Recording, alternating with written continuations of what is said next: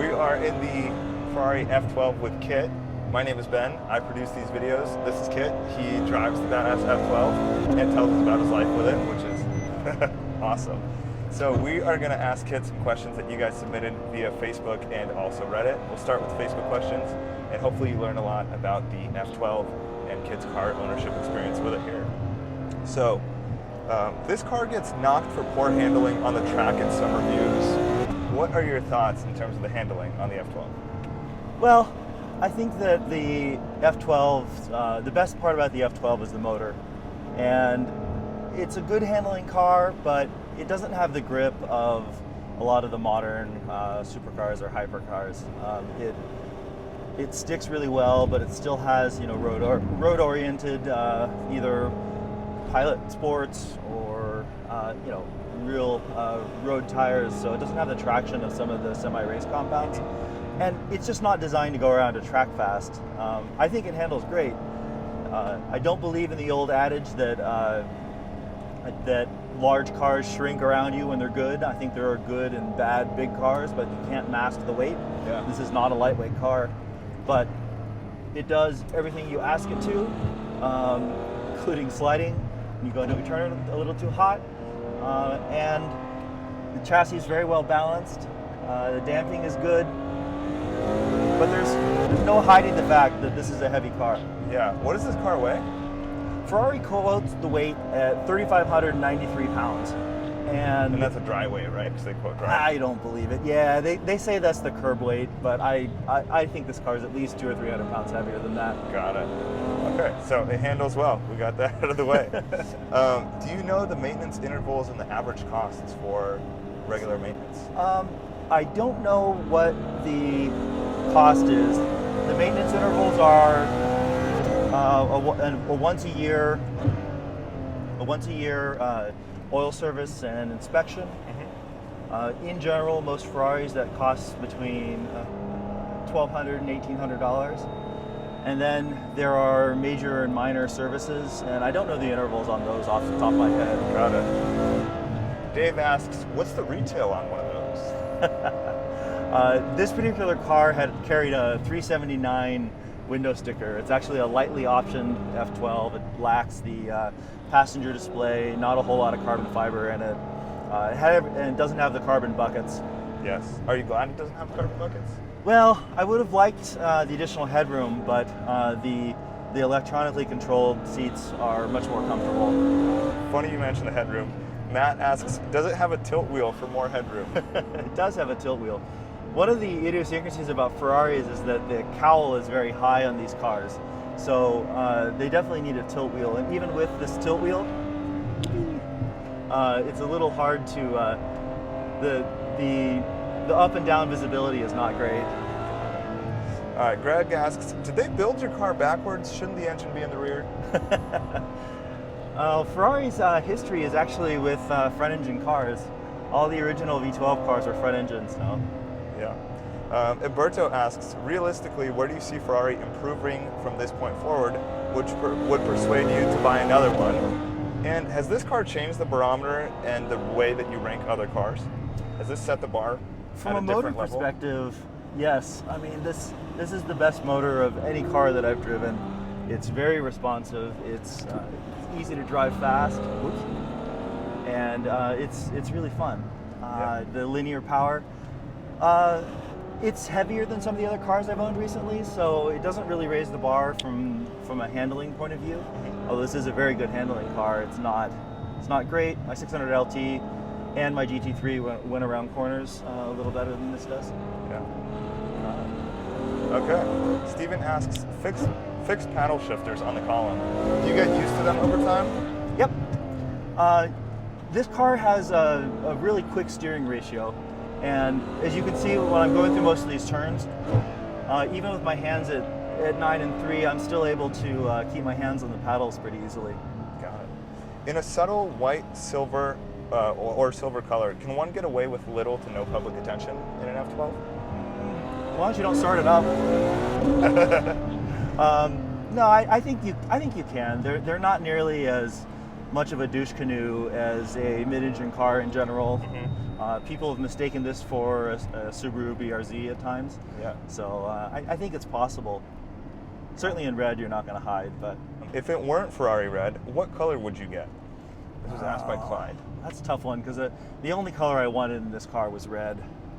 I'm always a big fan of green on cars. I've never seen a green F12. Might have been fun. I always like blues.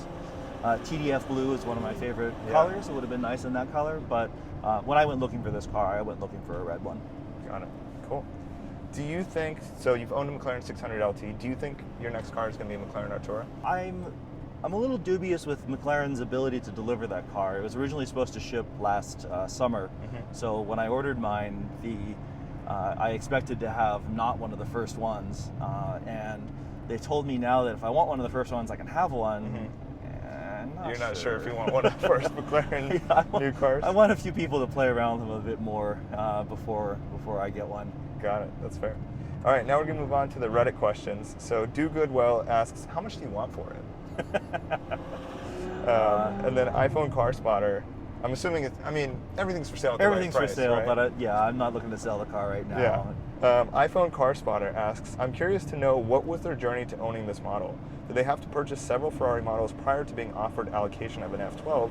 And what was your purchase experience like? So I bought this car as CPO from Ferrari, so you can go in and any CPO, pretty much any CPO car, you can just go ahead and purchase. And it's not special enough to require being on a list. I've owned a few Ferraris before this. It didn't require any hijinks or long waits or anything like that. It was really just a matter of finding the right F12 for me. Gotcha. Okay. The venue has multiple questions. First one was, how much would an annual average service cost? I think we covered that. Yeah, I'm not sure off the top of my head. Yeah. This car is a 2015, so it's covered under Ferrari's 7-year maintenance for another year. Yeah. He also wants to know, what are your thoughts on depreciation on a car like this? Well, F12 prices have trended up about 5 or 10% over the past year. I don't know what the depreciation on this car is going to look like. It could go either way. Either we'll lose 20% of its value, or it could continue to appreciate depending on how the rest of the market does. Do you know what that squeak sound is that we're experiencing? Oh, that's the camera on top. That wind? Okay, Yeah, got it. So we have another camera outside. That's causing a little bit of wind noise. What is your favorite part of owning a Ferrari? Is there a special feeling you get from seeing a Ferrari key? Oh, driving a Ferrari is a huge sense of occasion that comes with the cars. They really make the car so that when you sit down, the interior is a special feeling. It's beautifully crafted. When you start the car up, there's a lot of theater to the exhaust when you start the car and hear it. So I think that's my favorite part about the car. You spend a lot of money on an expensive sports car, and you want it to be sort of a special thing when you drive it, and Ferrari is really good about making it a special thing. Got it. If you could switch your F12 to any model Ferrari, well, the question is, what models would you like to have instead of the F12? What would you switch it out for? Maybe an F12 TDF. Good answer. Or I don't know. Certainly there's nothing at the same price point that I'd want. The things I'd want are either way more expensive but yeah. Got it. Okay, High Point Collector asks, how far into the blue before he changes gears? That's an honest question I ask any V12 owner. It's a hell of a feeling to ride the red line of a V12. Well, why don't we do just that?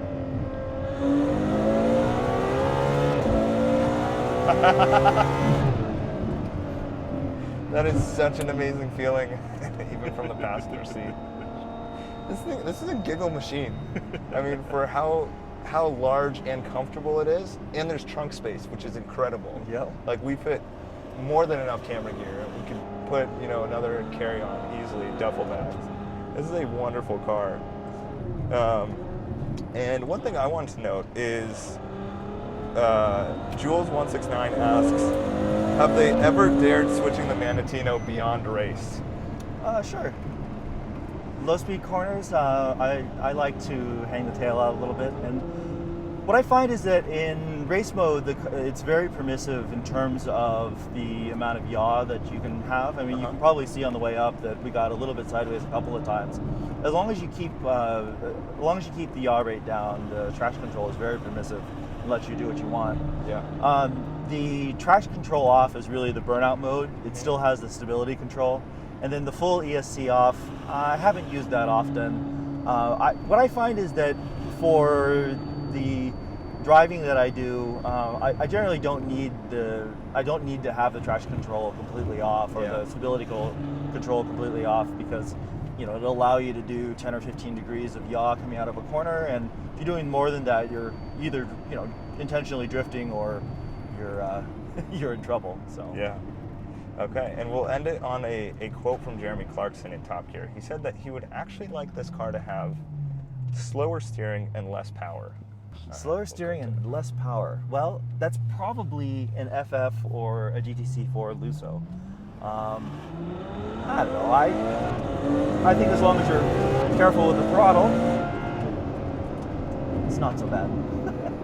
Awesome. Well, Kit, thank you so much for showing me around the F12 and answering all the questions from the viewers.